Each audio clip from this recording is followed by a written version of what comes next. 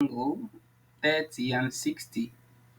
So here, if you have equilateral triangle, equilateral triangle is a triangle that has all three sides equal. All the three sides are equal. So if here is 2, here is 2. And from here to here, that this bottom is 2.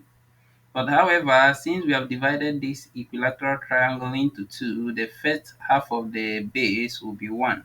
The second half of the base will be 1. So now we have a half equilateral triangle.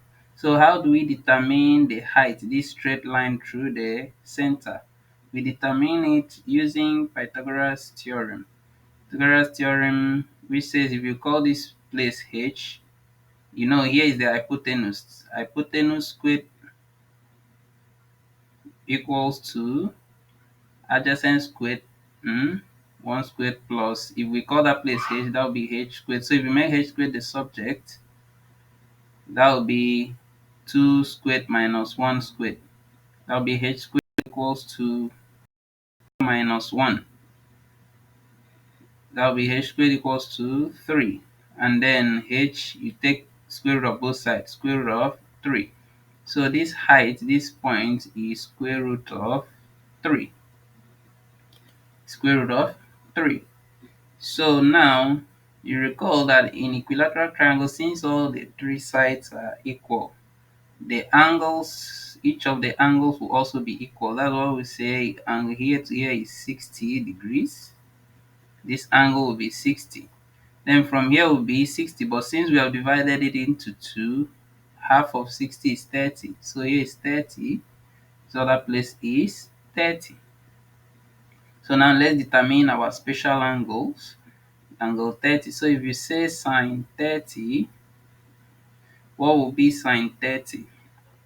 Sine is opposite over hypotenuse. So with respect to this angle 30 on top here, the opposite will be 1. Hypotenuse is the longest side, which is 2 here. So that will be 1 over 2. So sine 30 is a half, 1 over 2. So what will be our cos 30 degrees? Cos is adjacent to hypotenuse. So with respect to this 30 here, what will be our adjacent? Our adjacent will be root 3. Uh, Hypotenuse will be 2. So that will be root 3 over 2. And then what will be our tan 30? Tan is opposite over adjacent. So with respect to this 30 here, our opposite is 1. Our adjacent is root 3. So tan 30 is 1 over root 3. So that's it. So what about for 60? What about for 60? Sine 60, angle 60 is here, sine 60. So sine is opposite over hypotenuse. The opposite is root 3 over hypotenuse, root 3 over 2. Then cos 60 will be adjacent over hypotenuse. Adjacent in this case, with respect to this 60, adjacent will be 1.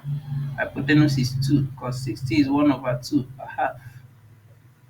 And then tan 60, tan 60 will be, tan is opposite over adjacent. So opposite is root 3, and our adjacent will be 1, which equals to root 3. So that's how to find the angle 30 and 60. That's how we derive the trig ratios for angle 30 and 60.